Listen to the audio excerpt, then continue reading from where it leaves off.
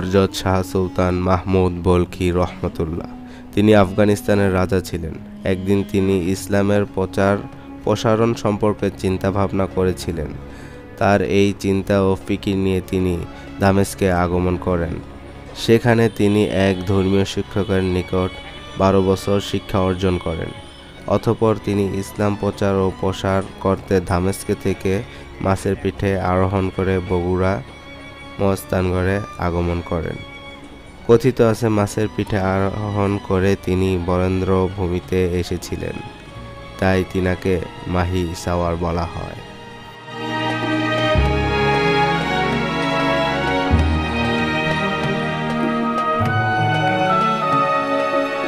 আমাদের সামনে একটি কুয়া রয়েছে।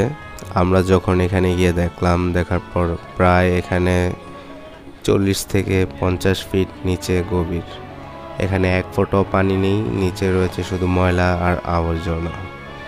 এক সময় হয়তো এখান থেকেও পানি সংরক্ষণ করা হতো।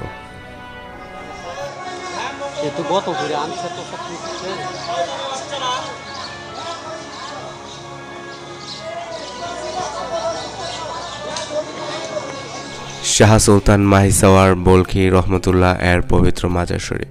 মাহি সাওয়ার 1400 শতাব্দী মুসলিম ধর্মপ্রচারক। তিনি বর্তমান বগুড়া জেলায় ইসলাম ধর্ম প্রচার করে।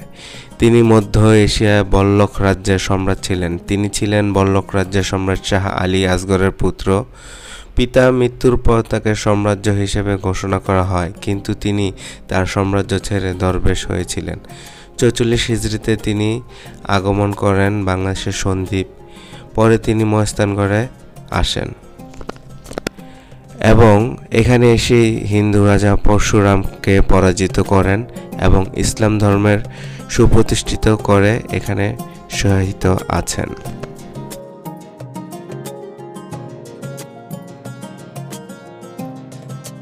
আর এখানেই সমাহিত আছেন শাহ সুলতান মাহমুদ বলখি রহমতুল্লাহ। মহেস্তানগড়ের পুরনো প্রাচীন নাম হলো বরেন্দ্র বা পুন্ড্রনগর।